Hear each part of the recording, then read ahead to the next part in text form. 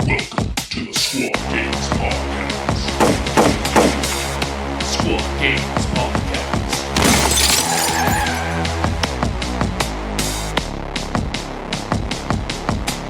So, this weekend was the very first weekend we had, Sanctifiers and Goremongers officially allowed to be played, right? Their release was, 2 weekends ago, I guess. So maybe they've been out for a little while. Maybe I'll just straight lied to everyone.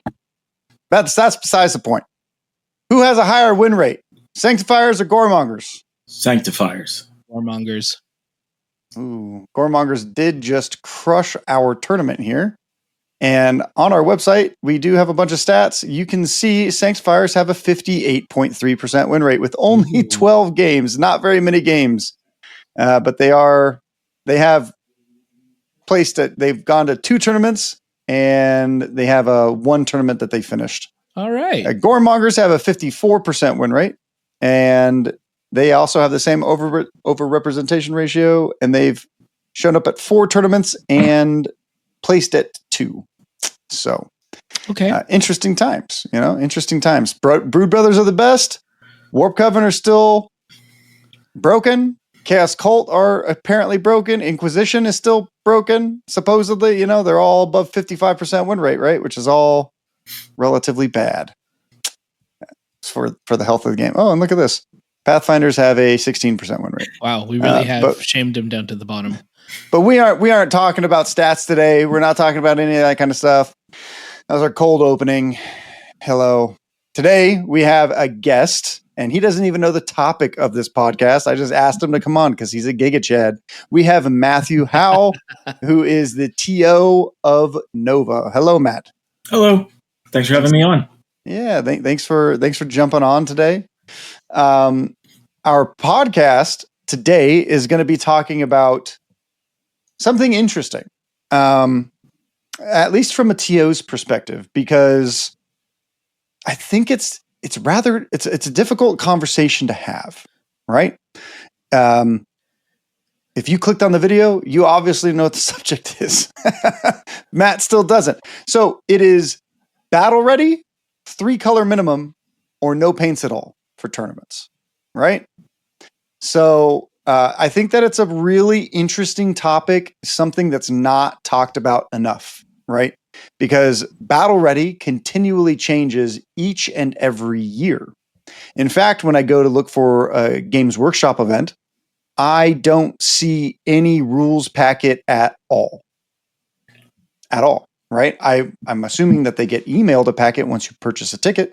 The only place that I can find any kind of information about what battle ready means is according to the Warhammer Worlds event. The Warhammer World, whenever there's an event at Warhammer World, what they expect from their players, right?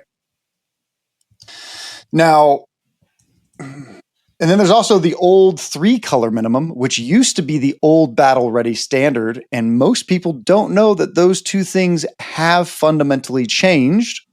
And also, when you require painting at events, it does raise the barrier for entry, right? So we're going to talk about, should you be requiring paint for locals? How strict should you be? Should we have something for golden tickets, outside of Games Workshop events, because their stuff is already clarified that everything has to be battle ready, right?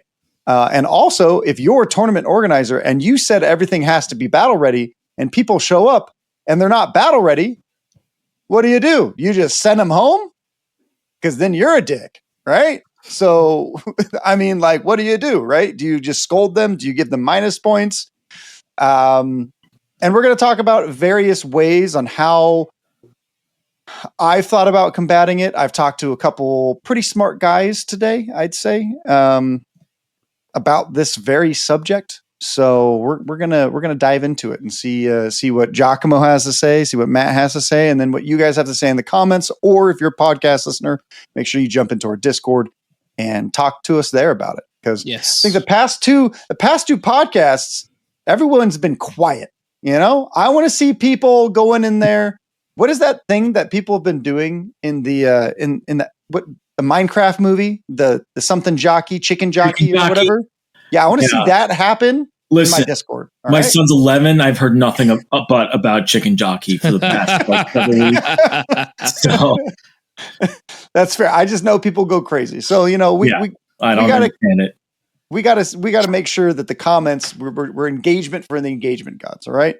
And then there's a lot of other fun stuff to talk about today. We are coming out with a paintbrush line, and that is coming out in the summer. Right. I literally just put the deposit down today. Right. I'm going to show you the art and some pain in the ass things I've went through behind the scenes. And also we came out with an STL for terrain. If you're interested in getting some terrain pretty cheap, if you have a 3D printer or a buddy with a 3D printer, you want to help support us, make sure you pop over to Colts 3D and check out Sector Popov, right? It's a cool terrain set. We use it at our events, look at this. Matt already built and paint. Is that painted already too, Matt? It is not painted. I'm sorry. It's black filament. That's okay. Fair. That's fair. I like how it's kind of censored out too. Yeah, it's censored, right? Wait, let's see if I put it in front YouTube of me. won't let us show you what this looks like, so you got to get it yourself. Now, Matt, outside of us, what have you thought about when you put it together? Because I thought Alex did a great job. I think he did a phenomenal job. I mean, so I'm holding it, right? It's sturdy. I can move it around, but then I can pack it up, which to me, as a TO and someone who supplies the terrain for my club, I love it. There you go. So shameless plug, I will say I think you guys did a fantastic job on it. Thank you, brother. Because I have to lug around beta, Vulcus pieces, and they're just massive in my tub. Whereas that, I love how it breaks down so easily. Yeah, I think we can fit 6 sets of terrain into. It's about 3 sets of terrain per into the what is that thing called? G, the big one, the double. Boarding actions. Boarding actions. In a boarding actions box, we can fit 3 full Vulcus sets of 3D printed stuff in there. Yeah. So I think it's great. Good job on it, guys.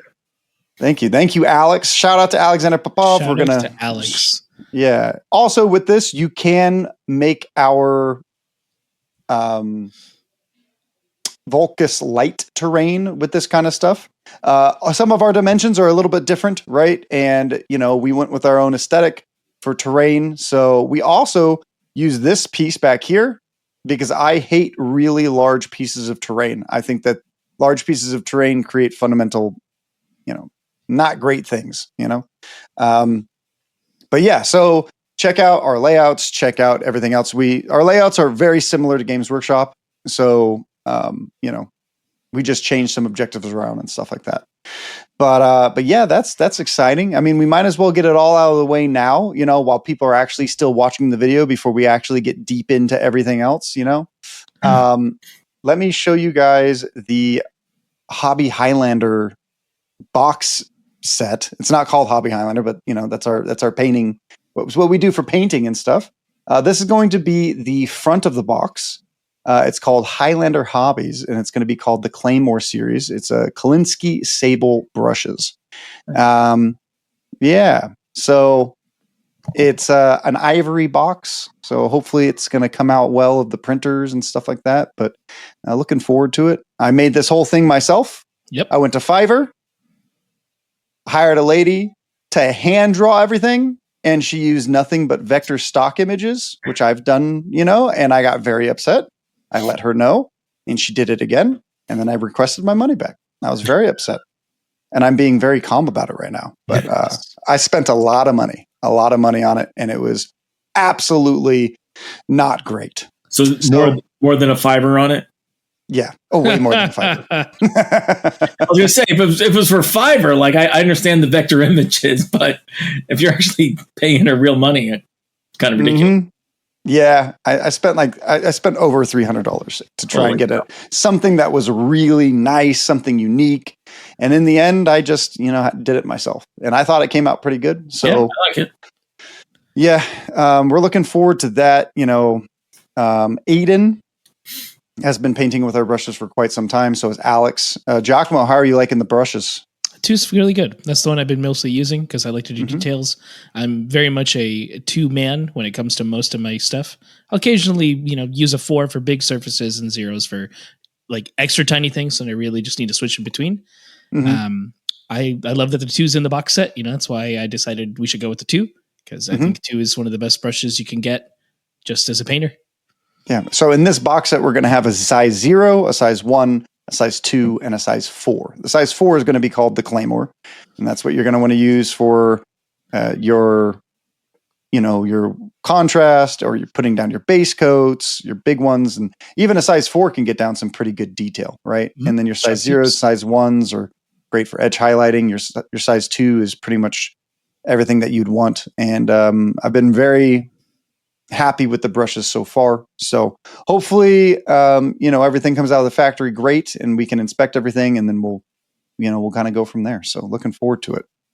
Matt, that's pretty exciting, huh? A new brush line out there, huh? Yeah.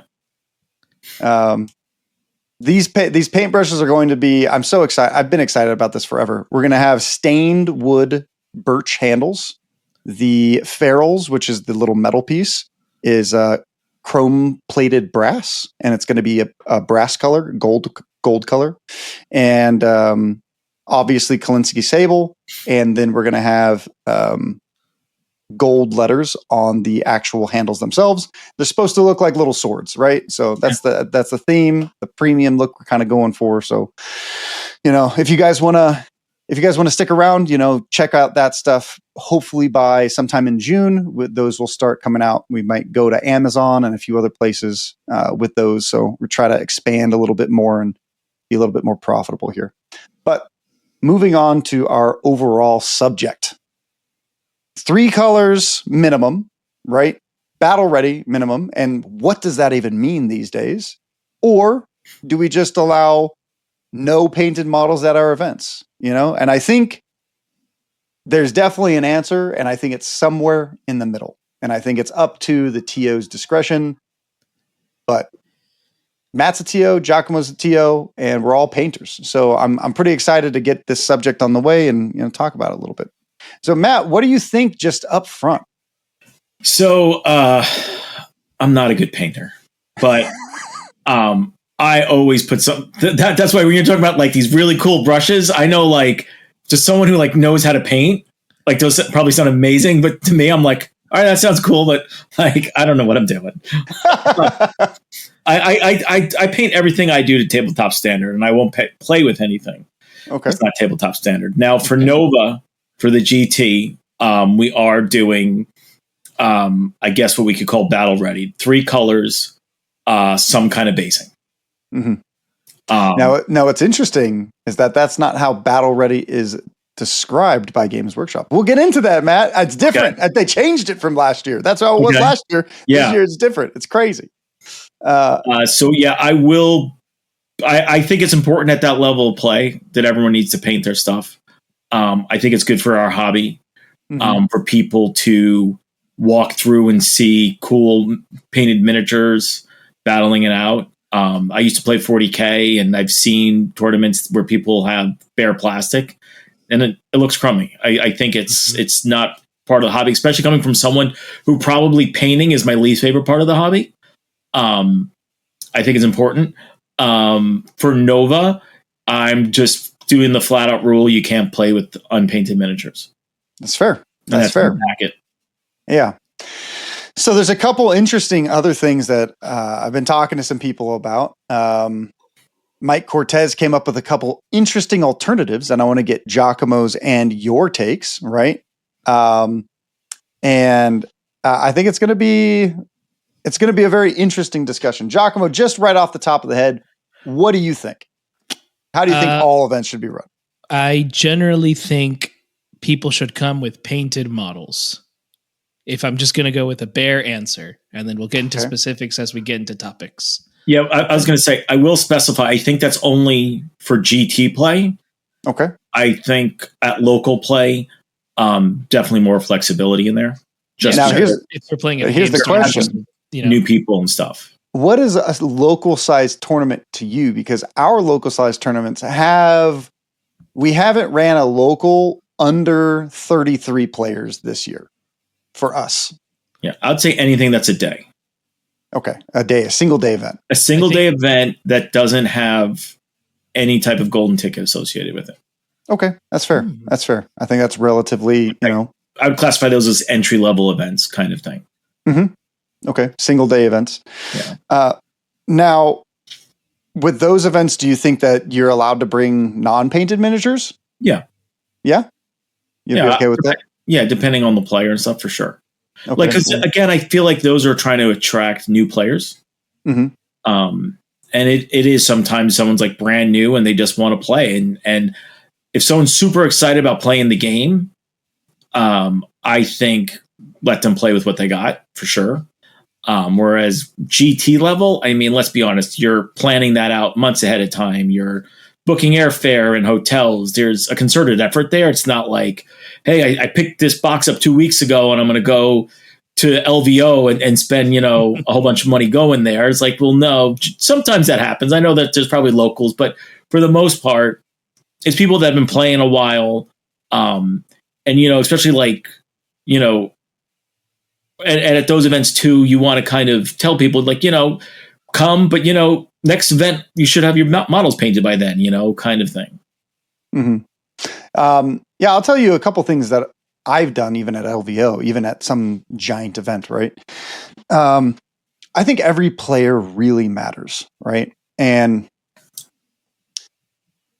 I'll tell you a couple things that make this conversation much more gray than I used to think. I used to be like very black and white. Dakotah Luster himself is a black and white person, right? And there are certain things that I've become more gray on, You listen to any of our Squad Games Redacted video or podcast, things from our Patreon or any of that kind of stuff, you can kind of gain an insight on that stuff. But, when I had two things happen at LVO and that kind of changed the way that I kind of think about certain things. And one of which was that somebody flew in and the airlines lost his models. Pretty shitty, right? And what am I supposed to do? He flew in, he has a hotel, he has this, and he's like, hey, if I get the models from the secondhand store, can I play with not painted models? I'm like, hell yeah, you can. Sure. That's okay. No problem. Yeah, I think that's the good call on that one for sure. Yeah. I think that's the right thing to do. Yeah. And it's just like, what kind of a person would I have been if I said no, right. Obviously, I think you have to hold a little bit of grace when you're kind of talking to players, and also like when players are coming to TOs, like if you're really uncomfortable or you have a disability or something like that, you got to let your TO know, because that's other things that we can talk about and discuss and try and figure other things out, right? Because I know, like, I have lent out a team or two to somebody who had a disability and has needed to play or has wanted to play and didn't have the team painted, right? And then secondly, there's a person that came in on Thursday at LVO and he said, oh, I bought tickets, but my models aren't painted. I was like, oh, well, can I see them? And he was like, oh yeah, they're just prime black. And I was like, hey, how about this? How about you go home, put one color on each of those models tonight, right? And then you go home the next night and you put a little bit of gold on your Slanesh guys, okay? And then you come back and then you do a little bit more the next night. And by the end of the event, I want to see 3 colors on all your models and then come and play, like, hell yeah, I think that's great. Right. And he was like, all right. And he went way above and beyond. He had like 6 or 7 colors on. Right. And he was like, he was cooking, and then I've seen him at events in Vegas since, he was a local to Vegas, that's not realistic for people that fly in all the time. But I think that there are creative solutions and it shouldn't just be like, no, like maybe if your Games Workshop, you could do that, but we're not going to do that, right? I think sure. That's a bad thing. But now the discussion of like, should non-painted models play? Because I have a bigger issue with non-painted terrain, personally, right? If I'm going to go to an event and pay money, the terrain better be painted, right? That's what I'm hoping for. Yeah. Right. Because it's part of the immersion, right? And the organizers themselves have probably had experience, so they're already putting this out there, right? So we dedicate ourselves here at Squad Games to really do that, and that's Yeah, it's a core tenet for squad games. Not every tournament organizer believes that, and that's okay. But that is something that I go to events and I've seen like styrofoam walls that weren't even painted, and I lost my fucking mind. I'm not gonna lie. Because you lose some of the immersion. You're paying for it. I'll definitely full disclose. My stuff is usually rattle canned and dry brushed. Good enough. That's okay. That's good enough. That's about. I'm lucky at Nova because I get GW terrain and their stuff's painted great. But my stuff's just sprayed and dry brushed because that's about all I have time for. Shit, we hand roll all of our all of our terrain sets, and then we glue them together. Like we don't even dry brush. I have too many sets of terrain. We get the color on it. Looks good enough. Yeah, and I have 3 colors on everything, right? But if I have 3 colors, I really hope that my players also have 3 colors. But and an incident happened this past weekend where 2 players came that weren't battle ready. Right? So they had just models painted, but their bases weren't done. What am I supposed to do? Just be like, you can't play? You're not allowed to play? At our last event, we had a guy come in with unpainted models, completely bare plastic. And I was like, yo, the fuck you doing, kid? How many events have you been to? Oh, like 12? Yes. How many times have you played with unpainted models? None. How many times have you seen unpainted models at an event? None. Why did you think this was okay? And it's like, obviously I have a higher standard for people who have come to many events rather than somebody who's new. Like if somebody that comes new, I'm like, all right, cool, dude. Like, hey, make sure you get some colors on those guys next time. Right. See, everyone else that has 3 colors, I view it as like a respect thing, like I painted all my terrain. All these people painted their stuff. Paint your stuff, but some people don't like to paint. So like where as a TO, how do we continue to be inclusive? Especially if somebody has a disability, what if somebody has like Parkinson's or some other, something else, right?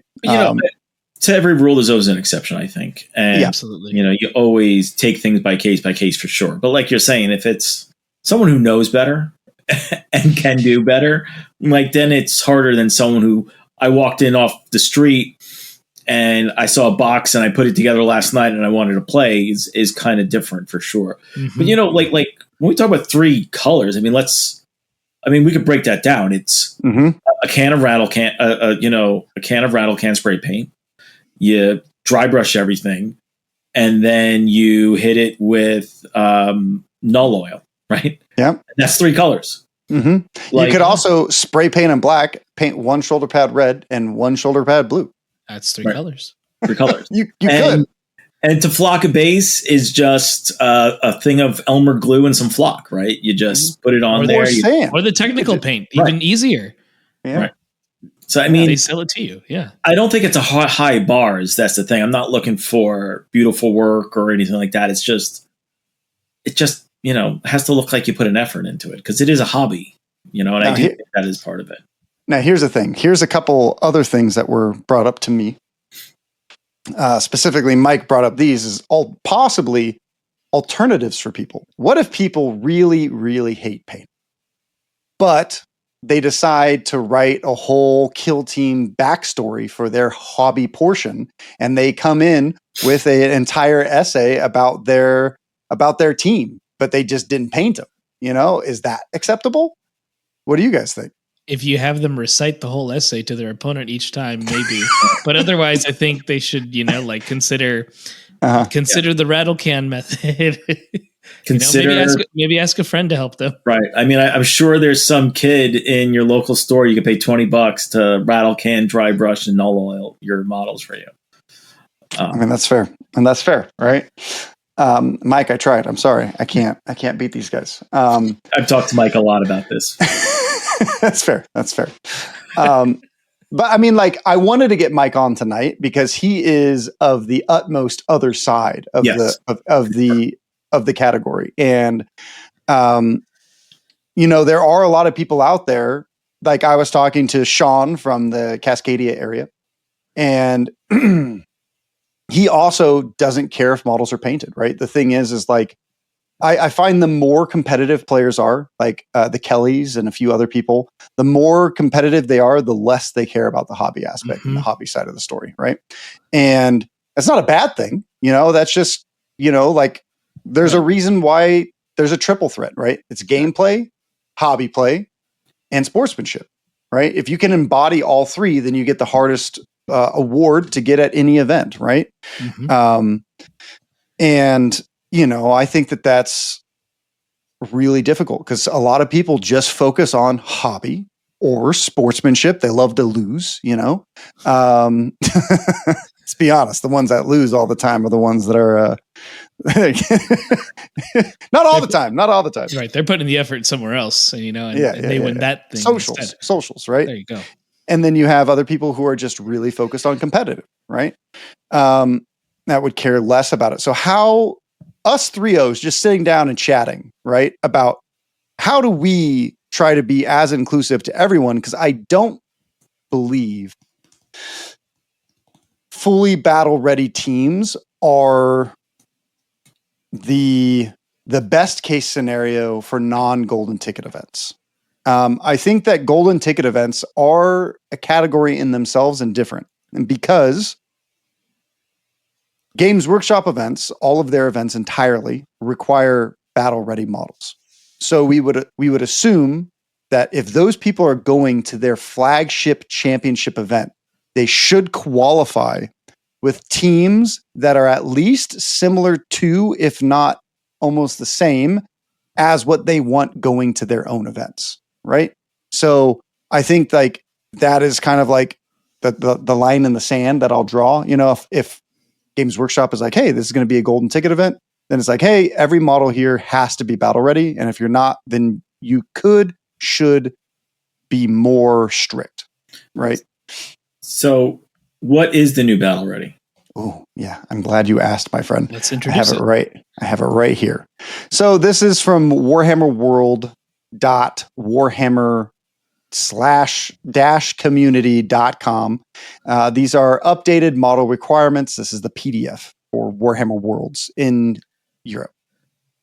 So each model must be a Citadel or Forged World miniature. It's interesting because that's what they're declaring as battle ready, which is almost everyone third party wise is deviating from the very first bullet point. Each model must be fully assembled. So no missing heads, no missing arms, no missing anything, right? Each miniature must be painted to a minimum of battle ready standard, including bases, which we'll get into in a second. Each miniature must be accurately represented in its own entry on your army roster, and conversions must be checked in advance with the events team to ensure they're appropriate for organized play. Now, I guess this is just model requirements. It's not battle ready requirements. So we'll try to find that here. So we have battle ready standards right here. We fully appreciate that not everyone is a skilled painter or have commitments that limit time that can be spent painting miniatures. That being said, part of the experience of playing Warhammer World events involves fully painted armies waging war against each other. Therefore, we do expect that each miniature in your army is painted to a minimum standard, battle ready. This is simple to achieve standard where every model has all their main areas colored and a basic finish applied to all their bases. Battle Ready is a celebration of your army in addition to preserving the atmosphere and spectacle of Warhammer World events. So, what they have up here is a model. Deeper in the article, they say like you basically want the guns, like shoulder pads, and then they also want like a wash. So it's almost like a 4 or 5 paint now, and bases.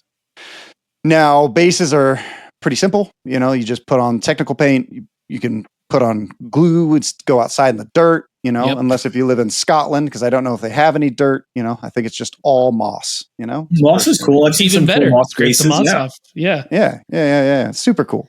Just put them all in bushes, right? So, or if you go into Australia, there's tons of sand. That's where I think Australia is just full of sand. Scotland's just full of moss. Spain is full of, pavers. That's how I view the world, right? I'm a dumb American. Leave me alone. All right. So, but yeah, so that's pretty much the battle ready has changed. They no longer mention 3 colors because they're expecting more, but they also leave it more vague. So I think people TOs can be a little bit more forgiving in certain situations, or they can be harder in certain situations. When you write rules with less words or less specifications, you can kind of Interpret. cheat. Yeah, you interpret it differently. Yeah. What do you think, Matt? Yeah, I think the problem is you have a lot of letter of the law people, and that does open a lot of vagaries in there and what exactly that means. Yeah, I know a couple people have kind of done like that almost ghostly look to the paint, Mm-hmm. That's fine to me. I would in a perfect world, I would say it has to look nice on the table, right? But what does that mean, right? That's just so wide open that it is. I just say 3 colors. Yeah, someone could do, spray, shoulder pad. I rarely ever see it. So seen it on occasion. Yeah, too worried about it. But like I said, just make it look decent on the table and not going to have a problem. But yeah, I don't know. Like, especially with their examples has a little bit of detail work going on there. Like, that is kind of more than I'm asking for, to be honest. Right? I know. It's kind of crazy. So it's interesting. I have a question for you. I'm going to put you on the spot. What if somebody, let's just say somebody comes from Arizona to Nova, right? They didn't read the packet. They come to play in the Kill Team event. And their models are just primed black. What are you going to do? What are you going to say? I am going to tell them they should run over to one of our vendors and grab some paint. And kind of what you said, tomorrow come back with a coat, come back tomorrow with Unpainted. Like, all you got to do is, throw a base coat and a wash on them and you're pretty much good to go. You can do that in a night. And that's the other thing too. I started playing Big 40K. I get to say this back at the turn of the century, just because it's back in 3rd edition. And like, you're talking a crap ton of models. Yeah. You're talking like 12 models at the most, 14 models. Like, it's not a crazy amount of painting to do it. Like, you could do an entire team in a night. Easy. Mm-hmm. Easy. You could do it in your hotel room in one night, and you could get it to the standard. Mm-hmm. Like, there's just no, like, literally someone could show up on Nova on on Friday, go to the GW store, buy a team, and spend the day assembling it and painting it and have it ready the next day. Absolutely. It's not a ton of work. Yeah. Okay, I'm going to play devil's advocate, okay? Ooh. Okay. I'm going to try. I do believe with you guys, right? And if our YouTube commenters think that we're all like super snobby, please let us know, Absolutely. Because I think personally, like, before I steel man it, personally, I think like there's a level of like respect that we give to the game, right? Or a level of respect that we give to this hobby, right? Because they are miniatures. Miniatures are meant to be painted, right? And then we all play with them, right? And we roll dice. I think there's nothing worse than going to a tournament with just bare plastic, right? Primered is better than bare plastic. And one of the things that my least favorite change of the entire edition was the removal of the painted points. That's my least favorite change of the entire edition. Now, the stats people love it. It's great for stats, right? Because there is this variable of like, some of these people score 2 more points or 2 less points or this or that, like, who knows? Because some tournaments don't even have painted in it, you know? Right. And I was like, don't even get me started on that stuff. All right. Because it's like, oh, classified, non-painted. Oh, sorry. So steel manning it, I do think that there is a barrier of entry that no other game has, right? Like you have card games, right? That have like thousands of people that go and play. The only barrier to entry is money, right? Magic the Gathering, Pokemon, Yu-Gi-Oh, all these kinds of things. There's so many more players because there is no model assembly. There's no painting assembly. There's no nothing. So we're already cutting out and making it even more niche than what we would say otherwise if we require painting. Also, there are people that just want to go to the events and prove how good they are and not have to worry about painting, right? And then like maybe they're embarrassed because they're bad painters and then they don't go to events. What if, that is like another thing. What if people are just too embarrassed to come to events because they feel like they're bad painters? I can tell you, I've seen some of the worst painters in the entire world at events. And that is okay because we're all in our different journeys and hobbies at any given time. Maybe they were an eBay rescue that they never rescued, I'm sure that we've all seen it. I've made models where I've spray painted them 5 too many times and then I had to strip them, I had to learn how to do that. But like as organizers, we have to kind of think about that too, we are putting the game a little bit on a pedestal. We are putting it into a little bit of maybe putting it out of reach of some people, possibly. Yeah. And, I'll say it again, if you have extenuating circumstances, come talk to your TO. Yeah, yes. Like absolutely. I'm more than happy, like airline lost my thing. Someone put their carry-on top and smashed my whole case, or like you said, I'm embarrassed about my painting, or I think it's terrible, or I don't know what I'm doing. Like there's a lot of, I think, leeway if you come talk to a TO. I mean, heck, Nova has like a hobby rescue station where you can go paint and you can go glue and you can fix your models. So there's a lot of avenues open there if someone comes to us. But, I will say one thing, sports, right? No matter what level you're competing at, you need a uniform. Whether you're the pro, a little league. The other weekend, I watched my brother do a weekend hockey tournament. Just a weekend hockey tournament. His whole team had all the teams had a uniform. Like, this is kind of our uniform. Like, and it's not an expensive one, really, when it comes down to it. I buy all my spray paint at Walmart. And, two tubes of paint and you're good to go. I mean, it's yes, for I think a small portion of people, it's a high barrier, right? And talk to us if it's going to prevent you from playing. Different story than you just don't feel like painting. Like I think those are two totally different circumstances. Yes, I very much agree. And I think that's something that's like, it's hard to put into a packet, or it's hard to put into a packet after every single line, like TO discretion, TO discretion, TO discretion, like, hey, if this person's late, they get minus points, and it's like, oh, well, this person was late, but you didn't give them minus points. It's like, yeah, because they had an issue in the restroom. Right. And like, it's something because of their gender. Like, I'm not going to punish somebody because of something like that. Yeah.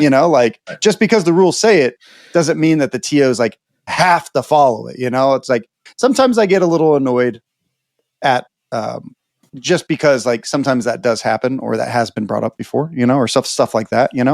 When you play at a lot of events, here's the other thing, right? You are listening to a podcast or a video with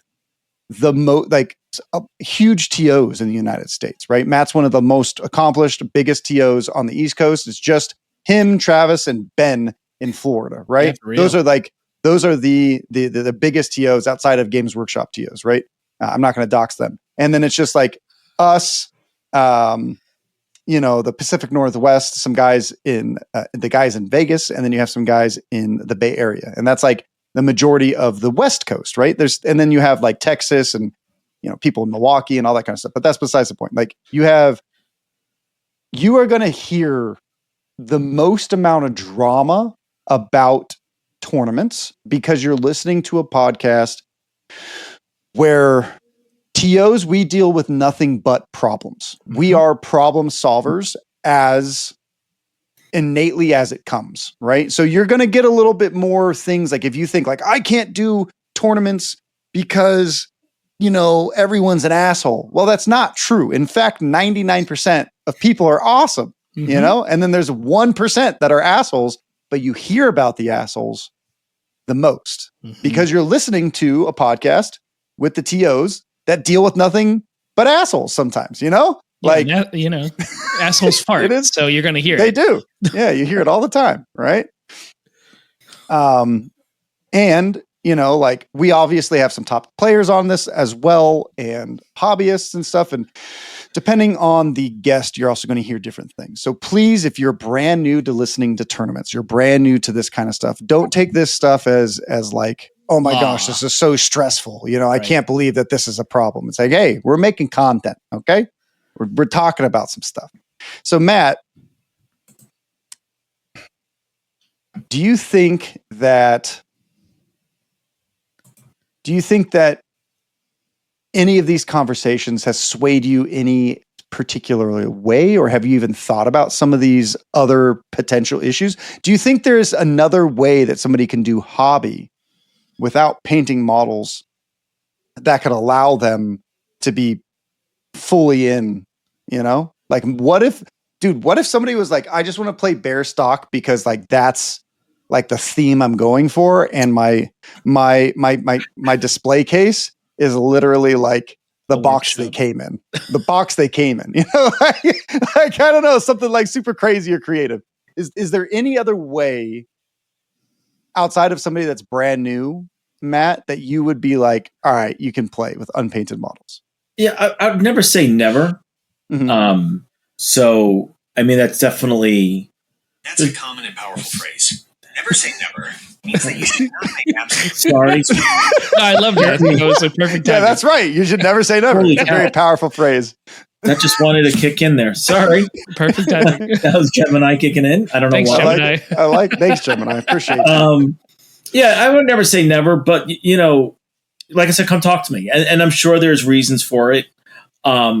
We used to laugh and, back in about 3rd or 4th edition, you had to like 40K, you had to put what's your army theme? And the joke is winning is a theme. Like, I just want to win. That's the theme of my team, my army.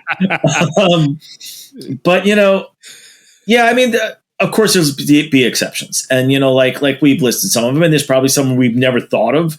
And they're like, I can't believe that happened, that, airport security confiscated it, or, I remember people used to have problems with Tau broadsides through TSA because they look too much like guns. I mean, there's tons of craziness that can happen. Come talk to me. But if I know better, and I've seen like the guy you've seen him with painted models. He knows he needs to get painted. Yeah. Run home fast, or like I said. His home was 4 hours away from yeah, so we're gonna just, like I said, we sell paint. The paint. There's a rattle can right there. Get to work, but see you around. But yeah, I mean, there are exceptions to every rule, and like I said, if someone comes talks to me about it, we can definitely figure something out. But I think there's a lot of the bar is pretty low, and I think there's a lot of ways to get it.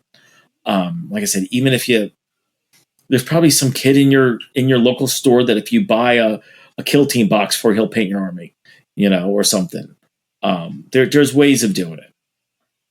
I think that's very, very much true. Now, G, has any of these changed your thought process about because battle ready is actually kind of intense, right? It's not super intense, but I think for a brand new hobbyist just getting into it, wanting to play competitively, I think it is it is intimidating.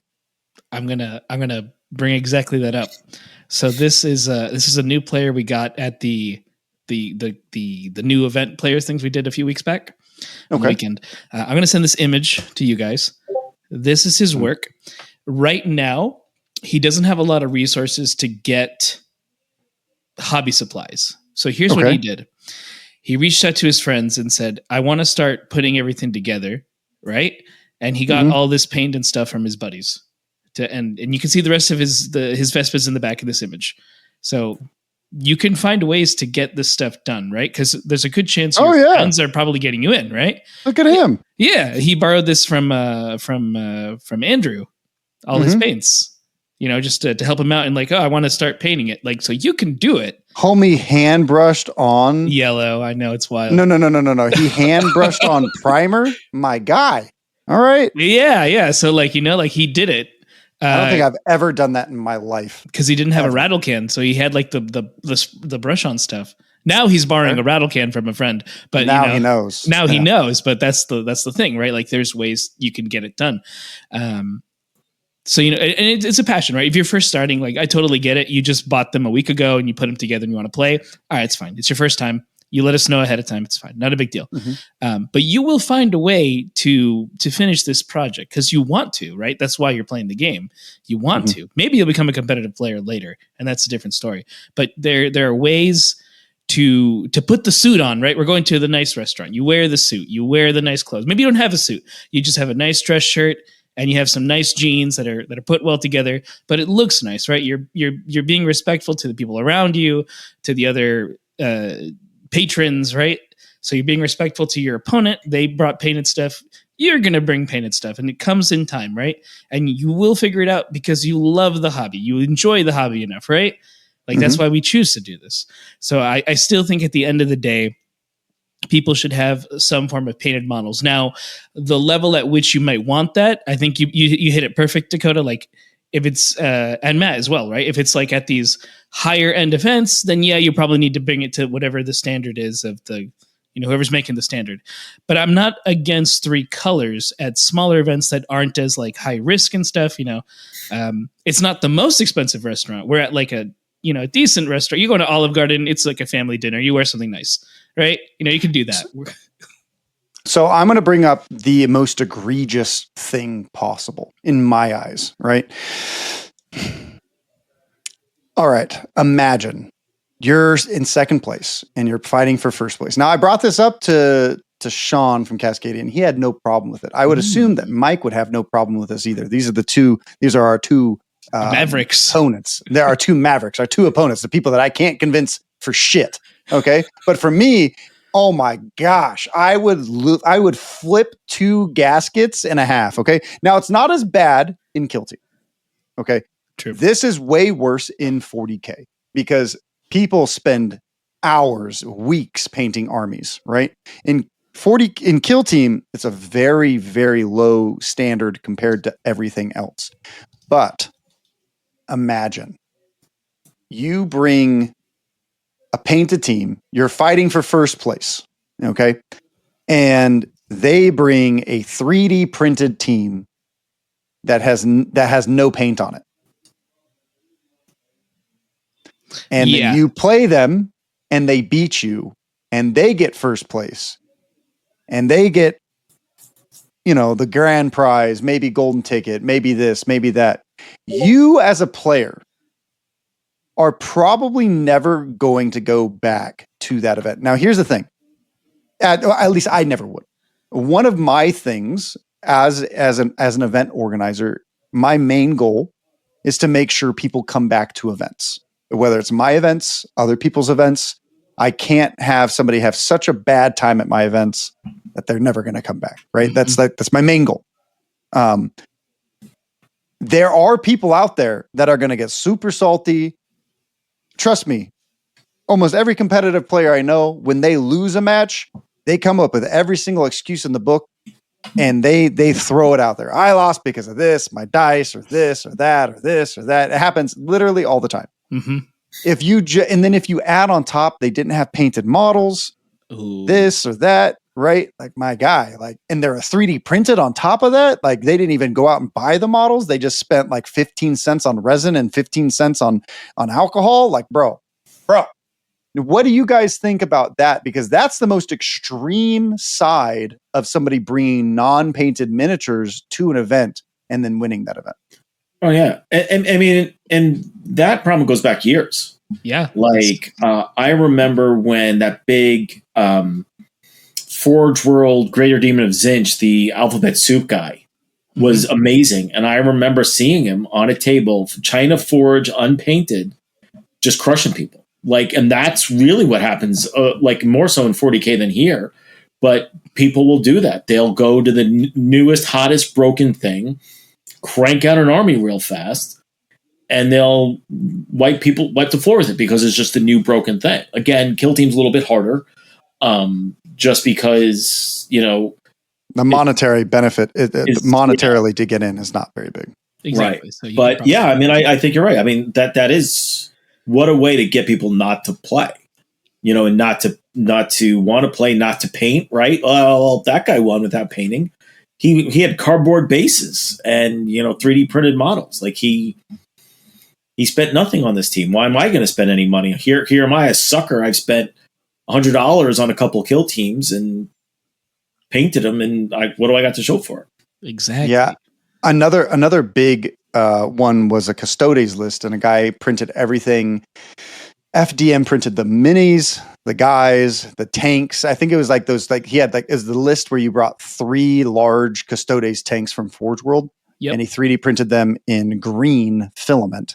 Everything was green on cardboard bases, and then he went description right here. I just put it in. Did you? That's the story. This is since you bring that up. That is allegedly that is the story of why GW was pushing for hobby at that point, because they realized the same thing. Like, so someone can just come into our tournaments, kind of disrespect the players by playing the best list, and they're not even going out and making it, not even trying to make an effort of like scratch building it or even resin printing and painting it. Just FDM. It doesn't have to look that good, close enough, and I win. Like, what? Yeah. It was to when I first heard it, I was shocked because nothing like that had ever happened before, you know? And like, if you brought it to a store, I'd play it. No problem. Sure. Like, you're testing out some stuff. Cool. Right. Whatever. But like, if I'm spending like $1,000, you know, $500, $400, $200 to go to an event, you know, and that happens to me, I'm not gonna lie. I'm gonna be pretty pissed off. You know what I mean? Yeah. And I know I'm not the only person. Giacomo feels the same way. And I'm relatively sure that they got so many negative feedbacks about that like Frontline Gaming and a bunch of other people started changing a bunch of stuff, because the other spectrum of unregulated painting and unregulated playing with miniatures is that, right? We could see that, and just like in Kill Team too, like if we have no standard of play, and what's interesting though, this is the other side of the argument. When I was talking to Sean, he said that he wouldn't have a problem because in the end, he's there for competition. The person that he's playing is playing a team that is valid. He's had just as much time to study the rules, play the rules. He has done his due diligence and actually had some version of the models to play against him. And Sean wasn't good enough to beat him. Then he wouldn't feel bad about losing to them, right? And to me, that's one of the more competitive mindset when I come at it with a much more hobby oriented mindset. And then socially, we don't have one of the socials here. I was trying to get Aiden on, you know, but he's playing Dungeons and Dragons tonight. And he's going to call me back tomorrow. Yeah. So, you know, my Dungeons and Dragons night is on Saturday. So, you know, these guys in Dungeons and Dragons, but like, I think that it's definitely an interesting argument, right? Like, the more competitive, because here's the other thing, right? I was talking to Mike about this, and he said, which makes sense to me, why does Warhammer have such a negative connotation with meditators? When every other game system, people are praised for being good enough at seeing things and changing out their cards or their things to make their armies or their everything else better. And then those people are praised for being good at the game rather than having some stigmatism about painting. Well, I don't know much about Magic, but is there lore behind the decks and the cards and stuff? No, I mean, there is, but no one cares. Right. I think that's the difference, right? Like, there's a rich lore behind factions and stuff. and the teams and everything else. And especially when you're like at the 40K level. I see where you're going. Yeah. At the 40K level, like if you are assembling and painting an entire 40K army plus, right? Because you're always adding and removing units. Mm-hmm. Like you're kind of dedicated to that team. It becomes like your sports team. You're dedicated to them, and then to drop them, I see why there's some sour. But going back to the I'm here to win. It's a competitive event, but I mean, sportsmanship also falls into that, right? Like you could play someone who's just a complete piece of garbage, but they are technically in the letter of the law for the rules of the game, and they're not cheating, they're not doing anything else. They're just a miserable person to play against. And I mean, technically they're here to win too. And why does it matter your play experience when they're know their rules, they're not cheating, they're not doing anything wrong, they're just miserable to play against? But I would say no. I mean, I think that's part of the game too. Absolutely. It's a hobby, War Machine did the what do they call them? War Machine went in the opposite direction, right? Because they wanted to differentiate themselves from GW. And you didn't have to be painted tournaments. You didn't have to do anything. You could just place bare metal. And I don't know if this is what caused it, but I mean, they basically dropped off the face of the planet. Mm-hmm. Like they were a competitor for a while. But I think it's a hobby. I think it's a component. Yeah, there's a competitive component, sure. But there's, also, a painting and a sportsmanship and just, I mean, all these kind of go into it. And I think they all do factor in. Yeah, for most tournaments, it's what's your battle score at the end of the day, right? So there is that focus. But I mean, to say, oh, none of it matters. I mean, then heck, I mean, we all can start printing 3D teams and everything else, because let's just do that on FDM and just have blobs of guys there and we'll just play with that. But I mean, that's not what I think most people gotten in this for. Right. I would agree. I think, go ahead, G. Go ahead. No, G. no, I'll say it after. I was saying, yeah. I think you're right by saying lore plays a lot into it, and like the fact that it is just a hobby and it's not a collecting game, right? Because a lot of the other games that, you have these kind of other versions of the game, or how it's just collecting, like who can strategize and come up with and collect the best cards, compared to this game, which does have a hobby element and that's one of the reasons why I dislike the classified declassified system, right? I think that there's so much more. Like the main argument that I ever get into with people that are like, we like classified, unclassified systems, right? Sorry, we're going into this. It's just a natural segue. It's important. It is. When everyone says it's like a card game, we have to remove teams to be more balanced, right? I think the ultimate problem is that these teams are still being sold, and they're supposed to be supposedly removed in the next like 3 or 4 months, right? And they're still being sold by Games Workshop. So you're going to have brand new players who buy teams, who buy Veteran Guard, who buy Wormblade, who buy all of these teams. And by the time these teams are painted to a battle ready standard, right? Like Games Workshop wants your guys to be, they will no longer be playable. And it's going to force people out of the hobby, and it becomes another barrier of entry. If Games Workshop really wanted to push this unclassified classified system, they need to stop selling the teams 2 years in advance, just like every other card system, right? Where the card systems say, here's the release of this product. You can play with this card for 2 years because we sold it. That's enough time where something else is going to grab your attention. You can buy it then, right? Like, if we're going to do that, then we need to stop selling armies within that range. Because like you said, there's a hobby element, there's a lore element, and then there's an emotional attachment that I built by painting my models and spending hours and hours and hours of painting a freaking little face, right?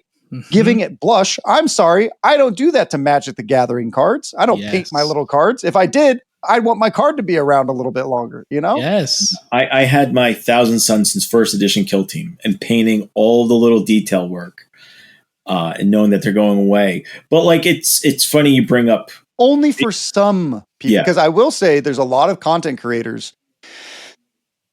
Glass Half Dead, Candy Roll Crit, a bunch of other people that are coming out and they're just acting like these teams are going away. I want everyone to be paying attention when I say this. These teams are not going away. Games Workshop is going to continue to support these teams as long as they are still being played in tournaments. Right. As TOs, you can still support teams that are going away by allowing them at events. Yeah. I as my philosophy as of right now is I'm definitely wait and see. Yeah. I'm lucky Nova's at the end of the cycle, so you guys are going to have to bear the brunt of this first. Literally. Yeah. But you know, honestly, if it's not breaking the game, I play them. Like, I don't care what you want to play. But like you were talking about, like game balance. What that's funny about Magic is they don't really retire cards, right? Just one format does. Where we were talking about this with one of my locals the other day. No game system or players is focused on balance as it is GW games. True. Like, there's formats for Magic where they play with every card that's ever existed. Mm-hmm. And they're not niche, and they're run by wizards, and they're part of the game. That's crazy to think about, right? Mm-hmm. Where there's almost an obsession in what we do in our hobby with balance and lore. But again, GW has some of the richest lore of any standalone game system. Like, I'm not counting like Star Wars stuff, right? Like, the Star Wars game systems are tacked on the Star Wars universe. But if you looked at just a game system, not many of them has as deep, rich lore as 40K does, or any of the GW stuff. Like, I got my World Eaters t-shirt on. Can you see it? Hell yeah. And I've been a World Eaters fan, a Corn fan since I started. Really super stoked about Goremongers. So I had to jump on them like right away. Like, I didn't care if they're good or bad, or clearly they're doing well, but that can change. But I'm still gonna run them. But there are. We all do. We all kind of latch onto the lore. There's Orky players. We call them Orky players, right? Like, and people super psyched about NIDS coming out. Mm-hmm. They haven't even seen the rules, and they're like, I'm getting that because I love NIDS and I want a NIDS kill team. You're absolutely right. Right. Like fists for life. Because that is part of the hobby, right? Yeah. And I think that's like something that might be lost, and maybe they can try a different experiment at a different time, but I haven't really bit the bullet or haven't really been sold on it. I could see White Dwarfs teams going away really quickly because they've never sold them as a kill team box. Right. Yeah. But they're still selling season 1 teams, and for people that are getting brand new teams for the game, I still see people going on Reddit saying what is the best way to build Deathcore, and that's like, it's literally never ended. That's why I don't go on Reddit anymore. Yeah, my theory is that the teams that become declassified are going to be much like the compendium teams, where GW is going to stop really focusing. They're going to get them to a place where they're probably B or C tier, and then GW is just going to leave them there and never touch them again. I don't know about that. We'll have to see. That's my theory. Maybe I'll be wrong, but that's right. Where I think players are naturally going to select classified teams to the point where it's almost not even worth a problem. Because that's the other thing too, is like, I was a Void Dancer player, and I'm shooting to get a golden ticket. I hope I can get one, but last thing I want to do is be playing Void Dancers all year, and then it's like, well, I can't take them to Worlds. Mm-hmm. And I think that's going to happen with a lot of competitive players. They're going to be like, I'm not going to play a team that if I get a ticket to Worlds, I'm going to put all these reps into, and that's really important for competitive players. That's how you get good, is you play your team. No matter how good they are, you got to play the team. But if you can't bring them to Worlds, you're not going to play them. And I think you're going to definitely see a lot of the top players self-select classified teams, even when they don't have to. Agreed. I agree. I don't think that's going to be the case for everyone, because I do think maybe the top 20% of players probably know really what Worlds is or wants to go. And I think the other 80% of players, for sure, are just there to hang out, chill out, Sure. But but the top 20% of the people who break the game, let's be honest, right? Yes. Like they're the ones who, when you have a S plus tier team, they're the ones that are causing the problems, so to speak. You know, the 80% are there to have fun, and you know, you can give them a busted team and they're not going to make super waves with it. They'll do well, but they might not win a 2-3 day tournament with it. Yeah, and then sometimes you have people that come out of the blue, you know, that are crazy, like Jason Steinke. You know, he's like the most recent out here for the West Coast. You know, Yeah, it was quite a surprise that time. But he came from a background of understanding chess, exactly, and so he understood competitive games because chess is innately competitive. I don't think I know too many casual chess players that aren't like, I want to get very good. I just think of the Queen's Gambit every time I think of chess players. And, and they look at the ceiling and they're like, Magnus Carlsen over there, you know. But yeah, no, you're absolutely right. Yeah. I mean, there's a whole formative narrative. So you could just buy your models and never play competitive, and then maybe your friend convinced you to go to a tournament, and you're just like, well, I really like Alpha Legion. It's not a good team, but I'm playing them. You know, whatever it might be in the future. I also think that sometimes we talk a lot about the just top 20% in general, because I don't think I'd say maybe the bottom 10% don't want to paint their models, and maybe there's like 5 or 8% of the top 20% that really don't care about hobby. You know what I mean? And you have probably a good spread, about 20% throughout the entire thing, that don't care as much about hobby, and everyone else does, right? So I mean, that's part of the appeal to this kind of game. Yeah, it's not a huge, I would say that this isn't like a huge thing, but it gets brought up a lot. It gets brought up enough. And we recently went through some stuff with it. So I think it was relatively a interesting topic, you know, at least hopefully thought provoking to the people that, you know, we're talking to, you know. Let's move on to Nova. Okay. Let's move on to Nova. Yeah. You know? Yeah. So Matt, I was upset when Nova sent out the email of like, hey, buy your tickets tonight. And then they were like 2 hours later, never mind. And then people still bought their tickets anyways. I was like, yo, okay. Can you comment on the announcement of when tickets are actually going to go live? Or soon. Okay, fair. We're working with TTE where I think they got the problem nailed down. We want to make sure everything's tested, stress test. I mean, let's be honest. You know, I think people are forgiving the first time. You know, TTE is a kind of a ubiquitous platform. A lot of people use it. But if we screw up twice, I think there might be a lynch mob forming someplace. What happened on the first one? You know, I'm not a developer. It was just something happened that crashed the system like almost right away. Like, which is so funny because last year, like we're paying for last year because last year went off without a hitch. It was amazing. It was perfect. No problems at all. Which, as you know, as event organizers, that almost never happens with registration systems. And so I think we're paying for it a little bit this year. But we are working on it. We want to get it up as soon as possible. Yeah, I think some people bought tickets in the beginning. And that's really what it is. There are people who got it before the crash, which is like, well, you got in there first. Like, you know, it's not like, and then after the email went out, everything was shut down anyway. So it's not like anyone really lost out on anything. Like the people who were first in line got their tickets before the whole thing crashed. Yeah. But hopefully the tickets go live soon, because I know LVO is also going live soon. Yes. So I think, and then people are going to be like, ooh, which tickets do I start? Right.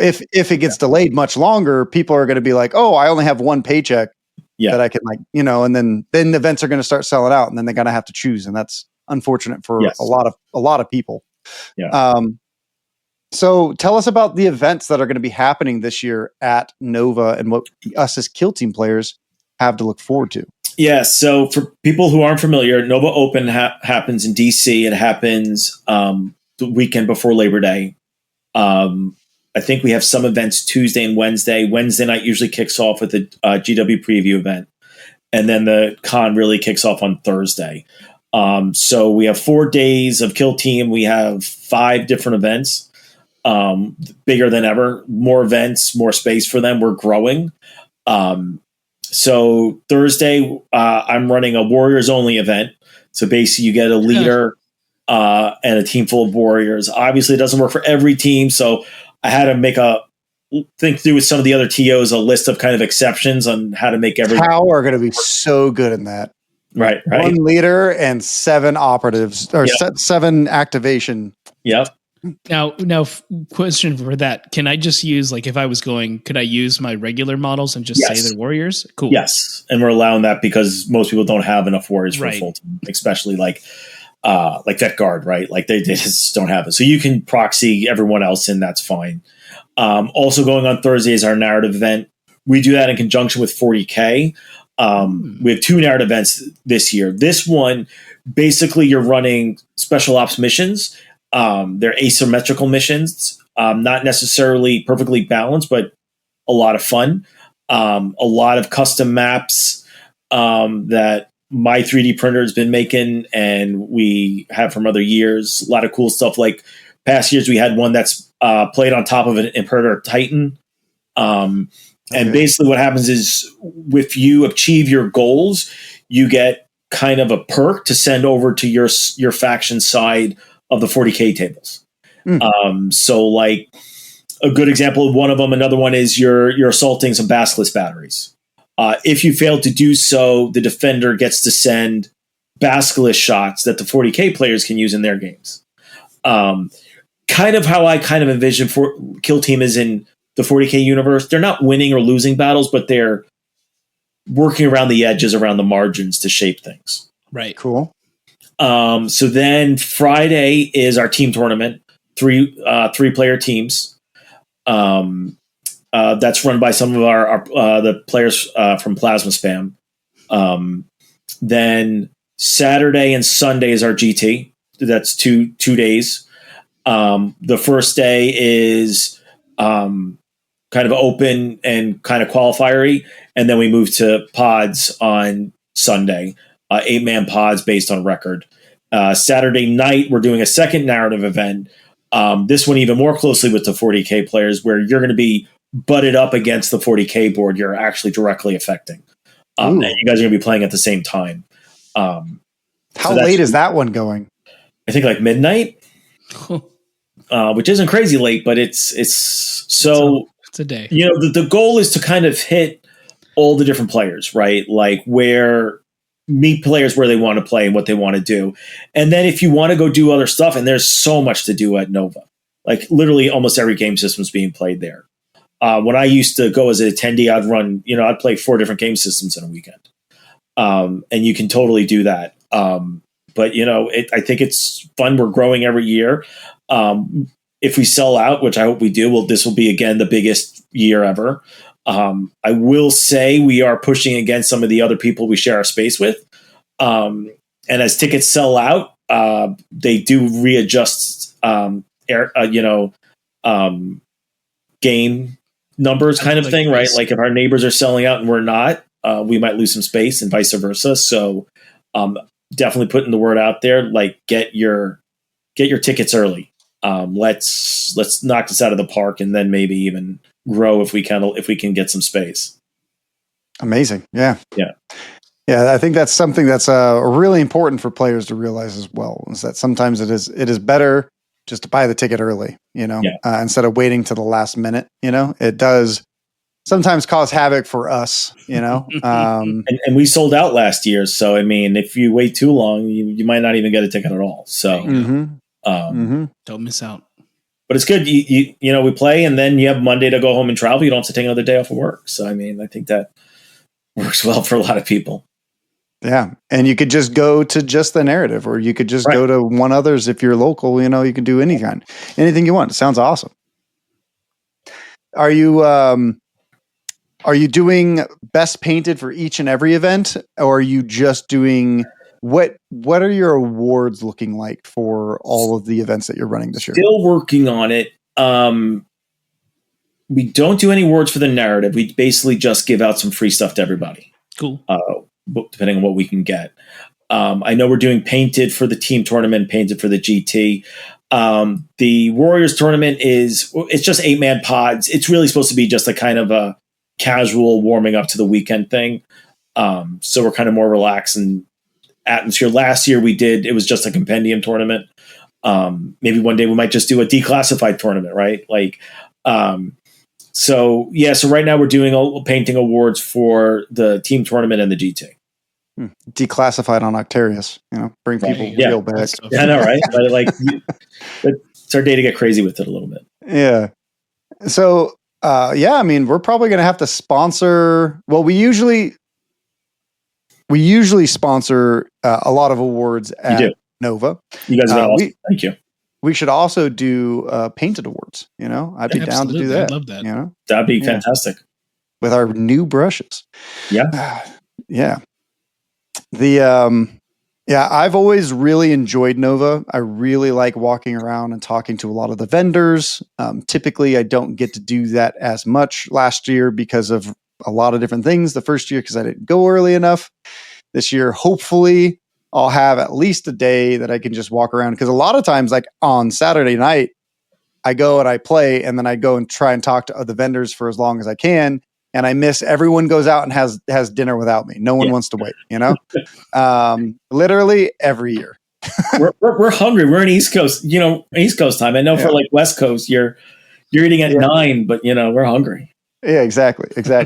So, not everyone puts work first, but, unfortunately I have to sometimes, but, I'm trying to convince this guy right here to come out with me. Where's you almost have me. Yeah, I'm going to move my head. That's weird. Oh, fuck. Trying to convince this guy to go out with me, this year. I was 100% just going to straight buy tickets the other night, and then I couldn't. So I'm watching my email, and everyone who wants to go to Nova should also watch your email. Nova is a very fun event. There's a lot of great people, really big Shark Tank out there. If you want to see content creators, you want to see a whole bunch of celebrities in Kill Team, there's a few tournaments that you get to see them at. You get to see them at Worlds, you get to see them at Nova, and you get to see them at LVO, right?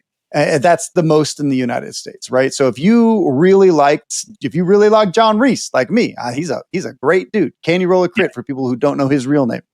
You really like seeing Mountainside. I think Mountainside was around last year. Maybe I can convince them to come and play. I tried to do that too when I saw them. Yeah, Darcy Bono was there last year. She's a great painter there. There's Sam Lenz, Shane from Command Point shows up. Shane from Command Point, yeah. And then there's a bunch of faux celebrities. You have Adrian Bonavento. He won ITC. I'm sure Jimmy Kelly's going. He won ITC last year. And Travis comes down. Mm-hmm. Yeah. I mean, we have, I actually was thinking, should I wonder if I could do a content creator event. You should. You should. I'm thinking about maybe next year. Make us all play Vet Guard, right? So I can win. That would be fun. Be fun. So there's a lot of really cool and fun things about it. Last year, I got to sit down and talk to the Tooth and Coats guys for a long time. I really want to get them on the channel and talk to them about their paints and their paint range. Artis Opus as well. We've talked to him a lot. He's an amazing person. His company is really nice and has done great things for squad games. And he also helped judge the Las Vegas Open's painting competition. Mm-hmm. So there's a lot of great people there, and there's so many people in the scene that are just super nice and kind. Right? Oh, everyone's amazing in the scene. I've never met a bad person in the scene. I think everyone's great, loves talking to people about stuff. Yeah. Yeah. So, I'm a big fan of Nova. That's why I like going back every year, So Good. Now I got to convince that guy, damn it, that guy to come to LVO one of these times, bring him back. Yeah. But once I can get some of the family stuff straightened out, I definitely want to come back out to LVO sometime. That'd be awesome. Yeah. I'm really interested in LVO this year because of the change in venue. Yeah. I think we got a little bit of negative feedback when we said that it was probably going to be 4-3-2 for rounds, but then we found out after the podcast that we could leave on Monday. So we were like, oh yeah, we could do 3-3-3 again, you know? So it's probably going to be 3-3-3 again. Make it simple. Maybe if they ever open up Thursdays as well. Right now, I think Thursdays is mostly just like a vendor day, registration and vendor. Registration and vendor. Yeah. You can spend your time on Thursday painting your teams, make sure they're battle ready. You know? It's easy. It can be done. There is a way. Life finds a way. Miniatures find a way. Put that Nolan oil on there. I'm upset that I couldn't get like my opposition on the podcast. It's so much more interesting when you're able to talk to people and argue with them. You know, I think so. It is. I would love to read some comments about, you know, people either agreeing or disagreeing with us. You know, maybe they're going to come up with like this huge thing and they're just like, maybe you shouldn't care as much. Interesting. When we were bringing up the forged brush last time, there was a comment, somebody saying like, you should not pick up models and look at them underneath because you might break them. But I've handled miniatures since I was 10 years old. I'm relatively sure that I can pick up a model, unless if he's a giant resin model or something like that. You know, like I can always ask. You said that was you? No. I always ask before I pick up a person's models, like even in a game, like to hand it to them. Like some people get very particular about that. So I always ask. You got to ask permission for people. Yeah. Anything you pick up that's not yours. Interesting. In a event up north, somebody was picking up his opponent's models, putting them back to where he thought they were, and then remeasuring them. That's something that you shouldn't do. It's just etiquette if you're not aware. You know, whenever you want to touch somebody else's models, you know, you ask. And it's typically when you enter a painting competition, you know, you're like, hey, we can pick these up. We can look at them. Yeah, cool. And then I've never had someone say no, you know? So like, yeah, that's generally a thing that we always ask permission, you know? And you should as well, you know? And no means no. That's correct. Don't touch my minis. Yeah. So Matt, did you want to talk about anything else tonight, brother? No, I think that's it. You know, been a good conversation. I think you should just do another show with the other side. We probably should get a part two. We'll get a part two. You have to do a part two. I think that'll be good. But thanks for yell at us. Having me on. I appreciate it. That's fair. Thanks for coming on. Yeah, appreciate you. And I'm looking forward to going to Nova. I think it's still in the cards for G, maybe. And we'll have to see. Give us some details. Go ahead, Matt. Tell us one more time when Nova's going to happen. So Nova technically starts on the 26th, but really we get into full swing on the 28th. And that's of what month? August. Sorry, August. Perfect. Yeah, like I said, it's the weekend. It's always the weekend of Labor Day. Yeah, we are. It's 2 weeks after Midsummer Mayhem G and 4 weeks before LVO, or 5 weeks before LVO. That's enough. That's a nice buffer. That's a nice buffer. Yeah, it's not terrible. Not at all. Yeah. Yeah, we'll have plenty of time to make lots and lots of stuff. Lots of terrain in the meantime. Yeah. But you know, if you guys are excited for our brushes coming out, then make sure you what should we have them say at the end of the podcast, G? In the comment section below. Matt, would you have something that, you know, we like to give out little like people that actually stay to the end? You know, Glass Half Dead does his double goodbye or triple goodbye or whatever. You know, we like to like give out small keywords that people just like comment and they're like, you know, Claymore 69, you know, or something. Paint your minis. Paint your minis. Okay. Paint your minis at the end of this one, just so you can prove that if you don't have to agree with us, you can be like, oh, you guys are ding dongs, super ding dongs. I can't believe how much of a ding dong you are. # paint your minis. You know, that'd be good. You know? There you go. Yeah, awesome. You watched it. I liked it. At least you listened to why, you know, then you decided that you didn't like the opinion, which is fine. Yeah, you could just dislike all of our opinions. That's okay. You know, that's why we're out here. People who do, and that's fine. Yeah. You can't make everyone happy, because if we tried, we would make no one happy. You're right. We would talk about graham crackers and then we wouldn't get watched. Well, then the s'mores community might get mad if we have a bad take on graham crackers. So how could we break a graham cracker in half? Oh my gosh. The Keeger elves are going to be no matter what you do in life, not everyone will be appeased, and that's okay. That's fair. Okay. That is fair. Yes. Yeah. Well, if you guys want to see more of us, tonight we will be streaming a battle report. I believe it's going to be on Twitch. We're going to be streaming Phobos versus Sanctifiers. I've only played Sanctifiers once. I still don't got a good grasp on them, and I'm playing against David, and I'm very worried that he's just going to run me over because I don't know how to play Sanctifiers yet. But Sanctifiers might be so good that it might not even matter. I look forward to Tune in to find out. We also have a couple backlogs of battle reports you could go watch on Twitch, or if you want to help support the channel some more, we will be putting them on our YouTube membership and on our Patreon so that you can go back and watch those. They will come out to YouTube eventually. We're just going to have about a week or 2 week in between each time that we run a battle report. So yeah, should be awesome. Matt, do you have any shout outs, my guy? And then we'll have G end it with us. No, just like you said, keep an eye on your emails, and I'll post it to a lot of boards when we have a concrete date. But like I said, we just want to make sure we don't do it again. So we're being extra careful. Make sure everything's working before we go live again. But soon. Oh yeah. Hell yeah. We'll look forward to Nova.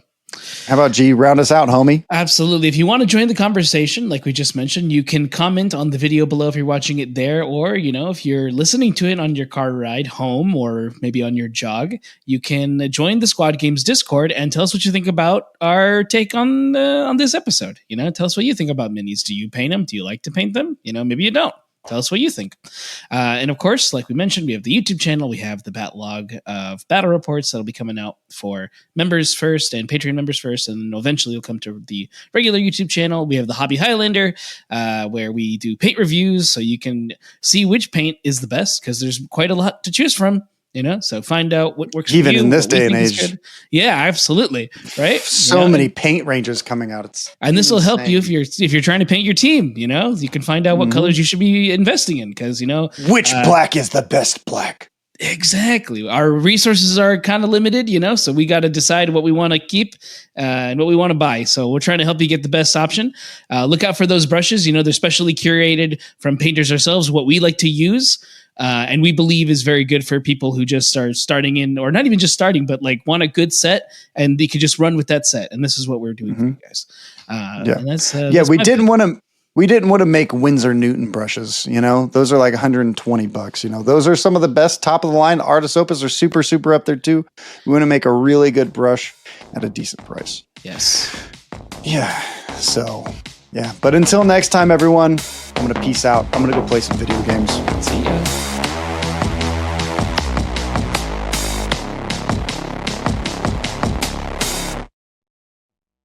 The Squad Games Podcast is a production of Squad Games Entertainment. For more information on Squad Games, please visit our website at squadgames.net or check out our YouTube channel at Squad Games Entertainment.